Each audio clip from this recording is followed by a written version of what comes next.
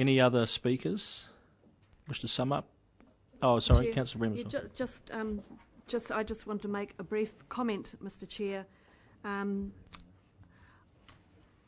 the importance of scrutinising what's happening with cadmium contamination. And Mr. Chair, I'm going to raise a point of order. I think we've got the wrong committee.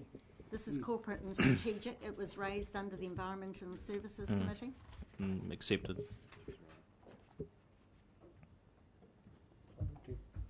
Any other discussion, Councillor?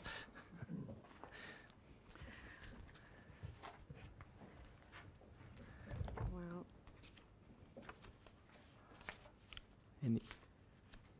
Any? You okay? Any other speakers? I'll put that motion, and all those in favour, please say aye. Contrary, no. Carried. Item 10, recommendations from the Regional Planning Committee. Thanks, Mr. Chairman. I'm going to ask Ms. Bate to come up and answer any questions about the content of the report. But just to put this into context, a Regional Planning Committee meeting was scheduled for the 11th of September, and the committee was unable to make decisions due to the lack of a quorum. But one of the key items that was nevertheless discussed at the meeting was the annual report of the Regional Planning Committee, which actually covers its first full year of operation from the 4th of April 2012 to 30th of June 2013. And I think that that this is important, that this gets resolved by the Council today, because particularly for the treaty group members, this is a very important document for them to be able to take back to the groups that they represent to show the work that's being done. It also provides, I think, a very good backgrounder to the establishment of the committee, to some of the issues that have had to be resolved along the way, and they haven't always been all that easy. But at the session that was the Regional Planning Committee meeting on the 11th, even though those that were there couldn't resolve to recommend it, they did nevertheless support further changes being made by Ms. Bate, who's authored the report, and then it being sent out to all the committee members once they were done, and if anyone had any objections to it, to let us know. I don't think we've heard of anybody got any objections. So from a timing point of view, we'd like you, as one half of that committee, to be able to resolve to adopt the report so that those treaty group members can, it can be published, they can promote it, they can discuss it with their members. Otherwise, the next opportunity is probably not till December, and it's getting a long way behind by then. But in terms of the content of the report, which is very comprehensive and attached to this item, if you have any questions, Esther can answer those. Great. Okay, any questions? Councillor Scott. After the printing of the final report, because certainly the request was to have something in hand that could be taken to Hui and given out. So perhaps you can outline, is it going to just be like that, or is it going to be prettied up with nice pictures, or what sort of format is it going to be coming out in? One of the things that was requested was that it be in ordinary readable language, and it still remains quite a report. But so, what's the format of the final published?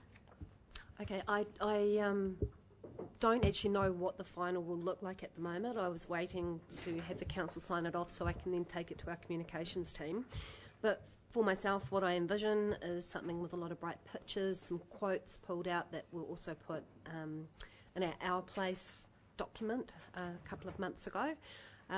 Something that kind of highlights a lot of the key sort of points, brings them in bigger, bolder views. Yeah, something that is definitely a lot more readable, sort of appealing to the eye and draws you in. Councillor Rem as well. first of all, Mr. Chair, point of order. The item that I referred to on cadmium. No, Councillor, we're talking about this item now. That's finished. Well, Mr. Chair. No, it's finished, and talking about this item, please. Well, it's just that was from the Order, Corporate Strategy councillor. Order, Committee please. meeting, Mr. Chair. Order, please. Let's Can continue I with come this. back to that later, No, you please? can't. Let's go with this item now. Well, that's not really fair, Mr. Chair, because the item Councillor, on cadmium. order, please. Come on. Last meeting. I'll talk to you at morning tea, Mr. Chair. We'll talk at morning tea. That'll be Mr. Chair, great. as far as the Regional Planning Committee goes, it was expressed at the meeting the disappointment that we weren't able to have a proper meeting because we didn't have enough councillors there, and so I mean Well, some of the there was 3 from each group missing. that's right, Mr. Chair. So there was councillors missing, and I there was think committee members missing. It was a surprise on the day, Mr. Chair. And some of the members of that committee travel from Wellington. They fly in from Wellington and they drive down from Your question is? Mr. Chair, I just wonder if we can, as a council, can make more of an effort to make sure that we have a better attendance at those meetings, and perhaps... Well, that will be for the new council to deal with. Yeah, Mr. Chair, I realise that. So your question is? So can we make a recommendation along the lines... No, we don't need to make a recommendation along the lines to the new council. It's implicit in the construct of the committee. Now, your question is? Well, okay, I'd just like to make a comment, Mr. Chair. Well, when we get into debate, you can make a comment. Do you have any questions around the annual report? Not at present. Chairman, I'm happy to move the recommendation. Well, before we get there, are there any other questions?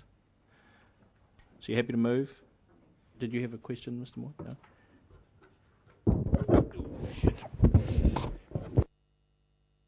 Yeah, the question, with the understanding that the Māori members decided that they wouldn't have stand-ins or proxies, just wondering whether they could be asked whether that is sensible going forward to stop the situation that happened at the last meeting.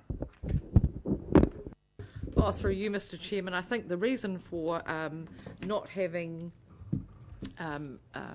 provision for stand-ins was because of the ongoing commitment of the work around policy development.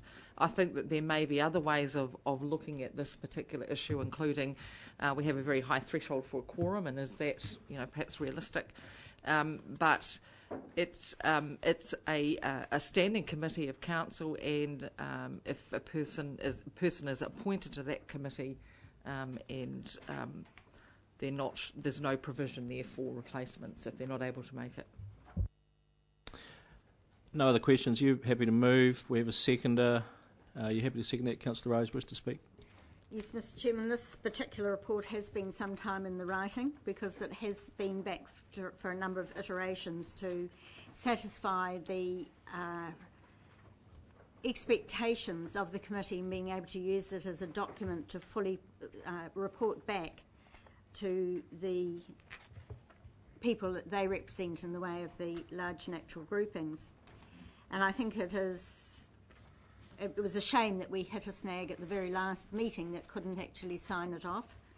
And certainly it's not part of recommending. The recommendation of this is all around the annual report. It's nothing to do with the constitution of the committee.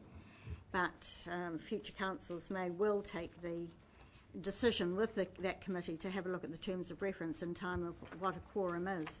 However, the important thing is that a process was found to get this through so that it was fully supported by the committee in a way that had a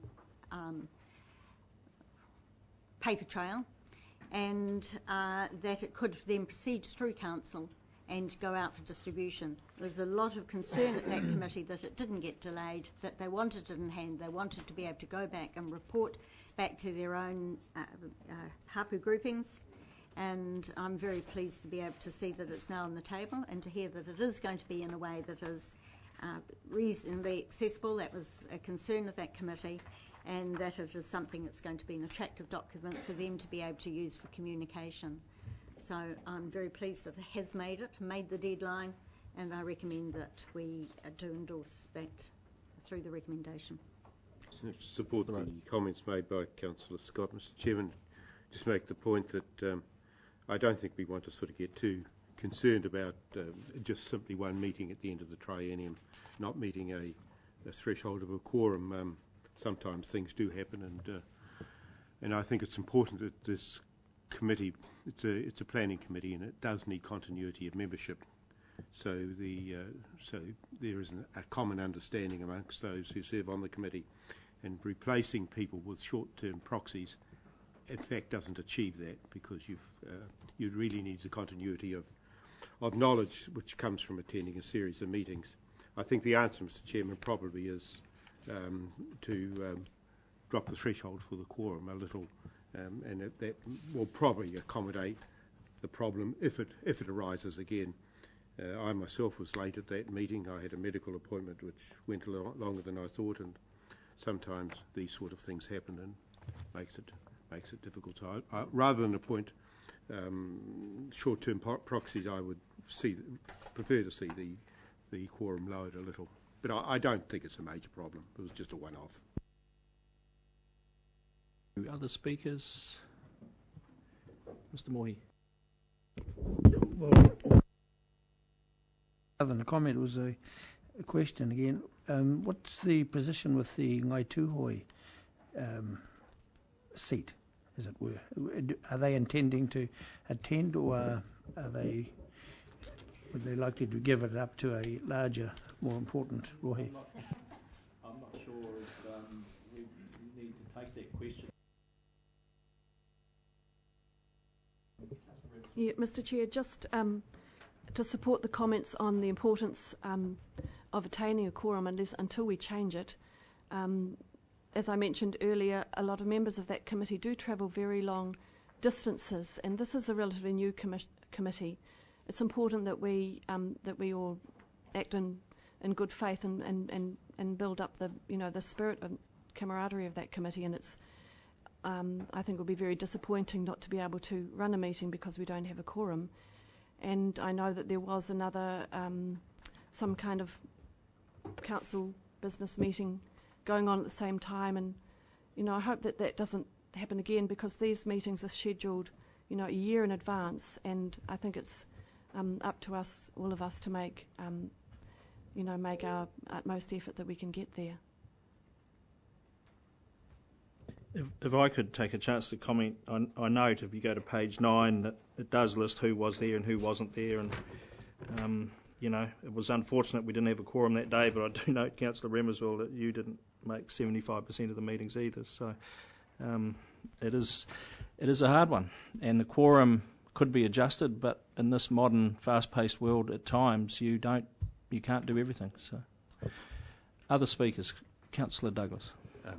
Mr. Chairman, I noticed we're talking a lot about the quorum and the meeting and so on, and I should record that I am listed here as 0 of 0 meetings because, of course, I wasn't here.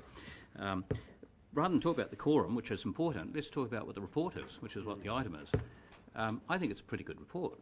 There's things you can debate all about what's in what statement and so on, but this is a unique committee. I think this council and this community of Hawke's Bay ought to be incredibly proud of it. Whether this is the future, which is co-governance, I don't know. But if this is the future, it's a pretty good look. And we ought to be pretty happy with that.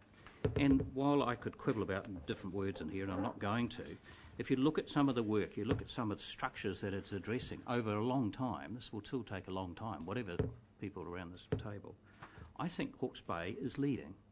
And we ought to be pretty keen on that. And that whole group of the natural groupings as well as the council itself should take a lot of credit for that, because it's a big learning curve, it's a hard one, and a lot of the work isn't around the table, it's actually those relationships and those deepening of understanding of what co-governance means. I certainly don't have a clear view about it, and I don't think anybody really has, but it sure is a good start. So I commend the council. As I say, I'm 0-0 because it wasn't part of what this report covers. But the reality is, I think it's a pretty good reality. And if it's our future, then frankly, I think it's a pretty good future. That's all I wanted to add. I completely agree with those remarks. And the only comment I'd make about the quorum is that outside this medieval fortress, there are things called the internet, there are things called Skype. There are people outside this place that actually have conferences when they're not there. and perhaps that could be done. That next council consider modern technology, because people have conferences between continents and things. So it is possible. It is possible to have people here electronically. And I think in 20 or 30 years' time, people will think it's extraordinary that we used to travel at all in this day and age. I think how primitive it was that we could have actually done that, and we all travel from Wairoa, as Councillor Rimwell says. So I just think, again, it's a bit like the Finance Committee. At some stage we could join the 21st century and make things a lot easier for everyone and be more efficient. If only the legislation allowed it. Councillor Scott, do you wish to sum up? Mr. Chairman, I want to come back to the report too, because that's what adopting this report is what this resolution is about. And it is a good report, and that was supported very clearly by the committee who did consider it. And I want to pay tribute to the Ms. Bates for putting it together in such a way and taking on board all the work that was put in by those people who contributed along the way to revising it. There were some fairly active members from the committee that made suggestions into it. And I think the important thing is this is looking back over the first year of quite a historic change in governance. And nobody let that go unnoticed, because this will move towards a fully mandated through statutory processes through the House of Parliament to establish this as a legal entity. But it was set up actually as an agreement in faith, and I think this first year's progress just actually speaks volumes of the way that it has moved forward in adopting and embracing this. And I do look forward to the place, whatever form it takes in the future, that this actually will be nailed by legislation, and that co-governance is not something that be parked on the side. This is all of our statutory planning, and it is to be done under this methodology. It's a huge change in the way things have happened in New Zealand. It is a very collaborative approach for the future, and I look forward to hearing the comments back when this does go out to various hui around the region, that we are making progress and actually recognising that certainly the kaitiakitanga of our people through the cultural redress of the treaty settlement. So I've elevated a bit more than kaitiakitanga to probably rangatiratanga, but it's certainly a very, very important document, and it is a milestone, which is, I hope we adopt today. Thank you. Well, I'll put that motion then. All those in favour, please say aye. Contrary, no. Carried. Thank you. We've got 20 minutes before the break.